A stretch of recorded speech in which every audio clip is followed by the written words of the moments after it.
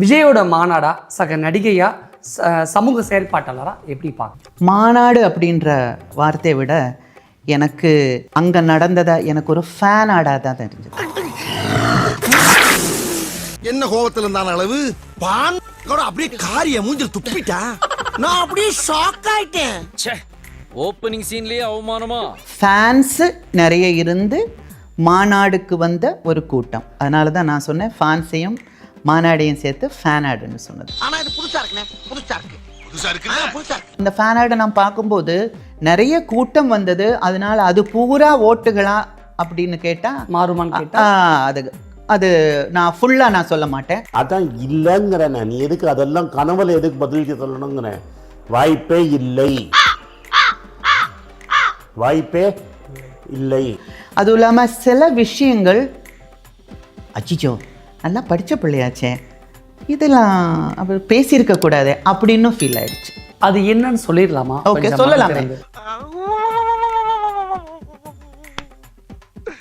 இன்னைக்கு என்னெல்லாம் பண்ண போறானோ. கெட்ட பையன் சார் இந்த பால்சாமி. ஃபர்ஸ்ட் நான் ஃபீல் பண்ணது விஜய் கிட்ட எனக்கு ஒரு ஓவர் கான்ஃபிடன்ஸ் ஃபீல் ஆயிடுச்சு. அப்படின்னா அதான், அதாவது நாம தான் இந்தாச்சு மும்பை போயாச்சு வந்தாச்சு ரைட்ல ரைட்டு போயாச்சு. என்னாச்சு தண்ணி கொண்டாங்க. இல்ல என்னால பண்ண முடியுமே, அது வேற. என்னால மட்டும்தான் பண்ண முடியும், அது வேற. யாரை தடுத்தாலும் நிறுத்த மாட்டேன். நாம தான் என்னால பண்ண முடியுன்றது அந்த கான்ஃபிடன்ஸ், என்னால மட்டும்தான் பண்ண முடியுன்றது கொஞ்சம் ஓவர் கான்ஃபிடன்ஸ். வேண்டாம், கால் நூற்றாண்டுக்கு அப்புறம் உன் வாழ்க்கையில ஒரு சந்தோஷம் கிடைச்சிருக்குதுன்னு அகம்பாவத்துல ஆணவத்துல தலகால் தெரியாம ஆடாத. இது நிலைக்காது. கீழே விழுந்தேன்னா பல்லு பகடலாம். பேச்சுலர். அதுவும் இல்லாம எங்கேயோ இத்தனோண்டு ஈகோ வேற. எந்த இடத்துல அந்த ஈகோ விஜய்? அதாவது அங்கிள் அப்படி சொன்னா சிரிப்பாங்க அப்படின்னு அவர் நினைச்சாரு. ஆனா யாரும் சிரிக்கல. எல்லாருக்கும் என்ன அப்படின்ற ஒரு இதுதான் வந்ததை தவிர சிரிப்பு வரல. எப்படி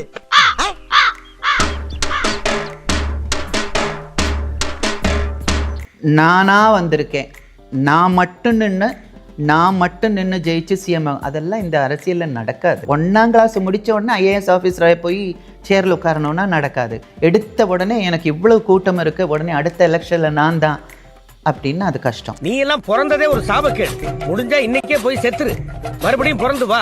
அப்ப விஜய் யாரோ சொல்லி கொடுக்குறாங்க, அது அப்படியே தான் சொல்றாரு. அப்படியே சொல்ற மாதிரி நான் ஃபீல் பண்ணேன். சரியா தப்பா அப்படின்னு அனலைஸ் பண்ணக்கூடிய ஒரு மைண்ட் செட்ல இல்ல. பரமா படிடா, ஒழுங்கா படிடா. ஒரு லைனை பத்தி என்னமோ ஒரு கதை ஒன்று சொன்னாங்க. அதெல்லாம் தப்பான இடத்துல தப்பான கதை சொல்லியிருக்காங்க. எஸ். இப்போ ஹண்டிங் வேட்டையாடுறதுக்கு மட்டும்தான் போகும் அப்படின்னாங்க. அவங்கள விட பெரிய அனிமல்ஸை தான் வேட்டையாடும். இப்போ அது சைஸை வச்சு நீங்கள் சொல்லி என்னை விட பெரிய ஆளை தான் இது பண்ணுவேன். அதெல்லாம் ஒன்றும் கிடையாது. ஒரு யானை தூக்கி எப்படி போட்டாச்சுன்னா அது அந்த பக்கம் போயிடும், அப்படின்னு போய் படுத்துக்கும்.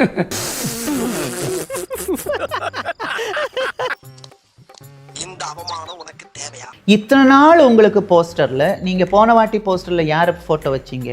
அப்போல்லாம் உங்களுக்கு எம்ஜிஆர் ஐயா தெரியலையோ, அண்ணாதுரை ஐயா தெரியலையோ, விஜயகாந்த் அவங்க தெரியலையா, அதெல்லாம் தெரியலையா? இப்போது என்னோட ஃபேன்ஸு மட்டுமே போதும் அப்படின்னா மற்ற ஹீரோஸோட ஃபோட்டோ, அவங்கள கைப்பிடிச்சு ஷேக் ஹேண்ட் பண்ணுற ஃபோட்டோலாம் எதுக்கு வச்சிங்க? எல்லாம் ஒரு உள்நோக்கம் தான். எது மனிதாபிமானம் தான் மாப்பிள்ள. அஜித் விஜய் சேர்ந்து ஏன் வச்சிங்க? ஏப்பா அதெல்லாம் தேவையில்லை, நம்ம இது மட்டும் போதும், நீங்கள் அப்படியெல்லாம் பண்ணாதீங்க. நீங்கள் ஏன் சொல்லலை?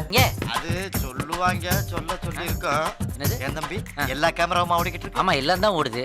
அப்போது காரியம் ஆகணும்னா இந்த ஃபோட்டோஸோ இந்த விஷயங்கள் இதெல்லாம் தேவைப்படுது. கண்டு விட்டாளையா, சூட்சமத்தை கண்டு விட்டாளே.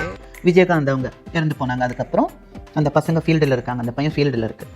என்னோட அண்ணன் அப்படின்னு நல்லா இப்போ நீங்கள் பேசுகிறீங்களே, அண்ணன் எல்லாம் பேசுகிறீங்களே, அந்த டைமில் கண்ணா உன்னோட படத்தில் நான் ஒரு சாங் பண்ணுறேன். ஒரு சாங், ஒரு ஃபைட் உனக்காக இல்லை, என்னோட அண்ணனுக்காக. விஜயகாந்த் ஆமாம், விஜயகாந்த் அண்ணனுக்காக நான் பண்ணுறேன். ஏன் செய்யலை? நான் ஒரே ஒரு டவுட் தான் உங்கள்கிட்ட கேட்கணும். சூப்பர்ண்ணே கேளுங்க. சோறு திங்க வேற அப்புறம் இப்போ திடீர்னு பாசம் பொத்துக்கிட்டு வருதா? எங்க இருந்து வந்துச்சு? அப்ப விஜயும் மற்ற அரசியல்வாதி மாதிரியான ஒரு சக அரசியல்வாதி அந்த மாதிரி நாடகம் தான். ஆமா, எனக்கும் அது ஒரு காரியம் ஆகிறதுக்காக எனக்கு இதெல்லாம் தேவைப்படுது. அது இப்பதான் தேவைப்படுது. கூச்சமே இல்ல. போன வாட்டி தேவைப்படல, ஆனா இப்போ தெரிய வந்திருக்கு. நமக்கு இதெல்லாம் இருந்தால்தான் அவங்கள எடுக்க முடியும் அப்படின்ற மாதிரி தேவை வந்ததுனால புதுசா ஃபோட்டோ வருது. ஆஹா சூனா போனா ஒவ்வொருத்தருக்கு வேகத்தை பார்த்தோம்னா அவன் அருமை வறுமைக்கு ஆபத்து வந்துரும் போல் இருக்கடா. தூய்மை பணியாளரை விஜய் சந்திச்சு வித்தின் வீக்ல தான் மாநாடு எப்படி சந்திச்சாங்க? நீங்க வீட்டில் இருப்பீங்களா, அந்த மாதிரி ரவுண்டு லைட் எல்லாம் வச்சு எல்லாம் ஆன் பண்ணி கரெக்டாக வச்சுருந்துட்டு அவங்க என்ட்ரு ஆகிறது அப்படி கரெக்டான ஆங்கிள் வச்சு அவங்கள உட்கார வச்சு நீங்கள் பேசுவீங்களா? அது கிடையாது. பாஸ் உங்களை ஓவரா கும்மிட்டு போயிட்டான். சூடா கொஞ்சம் சூப் சாப்பிடுங்க. அவங்க வந்து பேசுனாங்க சரி, ஷூ விஜய் சார் கூப்பிட்டுருக்காங்க அப்படின்னு சொல்லி பேசுனாங்க சரி. ஆனால் அவங்க மனசுக்குள்ள ஏப்பா நாங்கள் இருக்கிற இடத்துக்கு நீங்கள் வந்திருக்க கூடாதா?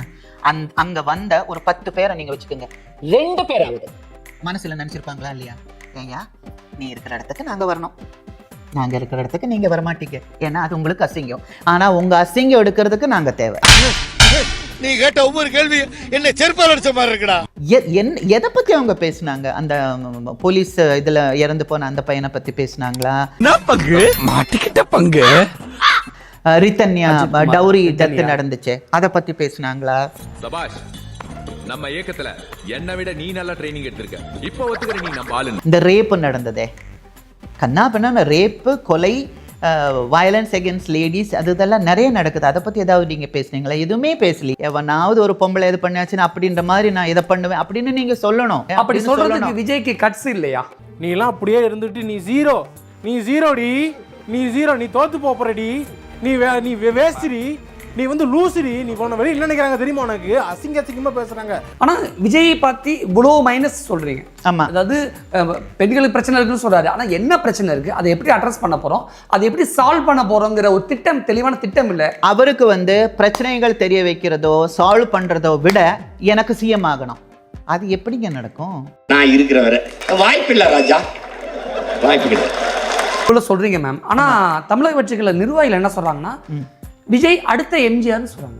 அடுத்த எம்ஜிஆர் தான் விஜய் அப்படிங்கிறாங்க. கண்டிப்பா கிடையாதுங்க. பாவம், இதுதான் சொல்றது. யாரோ ஒருத்தர் அவங்க கிட்ட தப்பா சொல்லி கொடுத்து அதை வந்து அப்படி மனசுல, அதாவது நான் அப்படியெல்லாம் கிடையாதுங்க அப்படின்னு விஜய் சொன்னாலும் அப்படிதாங்க, உங்களுக்கு தெரியாது. சாம்பார் ஆப்பு எனக்கு என்னமோ தாய் மாமன்னு சொல்றீங்கல்ல, எத்தனை பிரச்சனைகளுக்கு நீங்க போயிருக்கீங்க. சரி, தாய் மாமன்னா ஒட்டி இருக்கிற பந்தம் தானே. ஒட்டி இருக்கிற பந்தம்னா ஒட்டக்கூடாதுன்னு எதுக்கு கிரீஸ் போட்டீங்க? நான் லைஃப்ல கேள்விப்பட்டது இல்லைங்க கிரீஸ் போட்டு சேஃப்டி வைக்கணும் அப்படின்னு. ஒருத்தம் பைத்தியமா இருந்தா சமாளிக்கலாம், மொத்த பேரும் பைத்தியமா இருக்கான். இன்னும் பல பைத்தியங்கள் வேற வர இருக்கு. தாய் மாமன்னா அந்த 2 கொஞ்சம் பசங்க மேலே ஏறி வந்தாங்கல்ல, டே தாய் மாமா அப்படின்னு சொல்லி வந்தாங்கல்ல, வரும்போது ஏன் தூக்கி அப்படி போட்டீங்க? சொல்லுங்க, இப்போ இந்த தோல்வி அடைஞ்சது உங்களுக்கு எப்படி இருக்கு? நான் நல்லா தான் இல்ல, என்னன்னா நான் சொல்ல வர்றது என்னன்னா, இப்போ இந்த தருணத்துல இந்த தோல்வி உங்களுக்கு எந்த அளவுக்கு பாதிச்சிருக்கு அதுதான் தேவை எனக்கு. அதுக்காக நீங்க அழுவ கூடாது. அதெல்லாம் ஒண்ணு இல்ல இல்ல, நீங்க அழுவுறீங்க. இல்ல சார், இல்ல கண்ணு கலங்குது. சரி, தூக்கி போட்டாங்கல்ல, தாய் மாமனத்தோட வந்ததுக்கு தூக்கி போட்டாங்கல்ல, எத்தனையோ அந்த ஹைட்ல இருந்து கீழே விழுந்திருக்கு. அந்த கீழே விழுந்த பையன் உடம்பு அடிபடாம தலை கீழே வந்து விழுந்திருந்தா என்ன இருக்கும்? தலை உடஞ்சிருக்குமா இல்லையா? அரசியல தப்பு பண்ணாதான் பெரிய ஆளாக முடியும். இங்க வேற எவ்வளவு நாளைக்கு தான் இன்னொருத்தனுக்கு எழுதிட்டு இருக்க முடியும்? நான் வேட்பாளர் ஆகணுமா? 1-2 பசங்க ஏதோ விஷயத்துக்காக இறந்து போயிருக்குல்ல, பவர்ல அடிபட்டு பேர் இறந்துருக்காங்க. அந்த ஸ்டேஜில் இருக்கும்போது நானாக இருந்தா, விஜய் இருந்த இடத்துல நானா இருந்தா, அம்மா அப்பா எனக்காக ஒர்க் பண்ண போய் தான் அந்த குழந்தைங்க இறந்து போயிருக்காங்க, தயவு செஞ்சு சாரிம்மா, என்னால தான் அப்படி உங்களுக்கு ஒரு இழப்பு வந்ததுன்னு சொல்லியிருக்கணும். சொல்லல. என்னங்க இது சின்ன மேட்ரு, இதுக்கு போய் இவ்வளவு கஷ்டமா? நீ நல்லா இருக்க மாட்டடா, நல்லா இருக்க மாட்டா, வாங்க தங்கச்சிங்களா, வழக்கு பார்த்துட்டு வாங்க அந்த பக்கம். அந்த அப்பா அம்மா, ஏன்பா நீ ராம்பாக்கெல்லாம் பண்ணி இதெல்லாம் போட்டு தலையில் இதெல்லாம் கட்டி தாய் மாமன்லாம் சொல்லி பேசுனியே, அது கேட்கறதுக்கு கூட என் பசங்க இல்லையடியா சாமி அப்படின்னு அவங்க வருத்தப்படுவாங்க. அழுதுருப்பாங்களா இல்லையா? ஒரு வார்த்தை, என் பசங்க உயிர் போச்சே, ஒரு வார்த்தை நீ சொன்னியாப்பா அப்படின்னு அவங்க சொல்லியிருப்பாங்க. அப்போ என்ன ஆகும்னா, நீ நல்லா இருப்பியான்னு மனசுல இருந்து வரும். நல்லாவே இருக்க மாட்டீங்களா, நல்லாவே இருக்க மாட்டீங்களா, நல்லாவே இருக்க மாட்டீங்க, நல்லா இருக்க மாட்டானா நீ டிக்டாக் பண்ற, நல்லா இருக்க மாட்டடா தம்பி, நல்லாவே இருக்க மாட்டேன், நாசமா போயிருவீங்கடா. இந்த வீடியோ பிடித்து இருந்தால் சேனலை சப்ஸ்கிரைப் செய்யவும், ஏதாவது குறைகள் இருந்தால் கமெண்டில் போடவும், அப்புறம் பறக்காமலே போட்டிருந்த வரட்டாமாம் வீடுறதை வரண்டா Chinnasamy. Hey guys, this is your editor. Video பிடிச்சிருக்குன்னு நினைக்கிறேன். ஸோ பிடிச்சிருந்தா ஒரு லைக் பண்ணிடுங்க, அண்ட் கமெண்ட் செக்ஷனில் ஒரு ஹார்ட்டிங் அல்லது ஒரு ஸ்மைல் தெரிக்க விடுங்க பார்ப்போம். இப்ப எனக்காக நீங்க ஒரு குத்து குத்துனா குறைஞ்சா போயிருவீங்க. சரி பாசக்கரப்ப ஒரே ஒரு குத்த குத்தி விட்டு போவோம். வாடாங்க.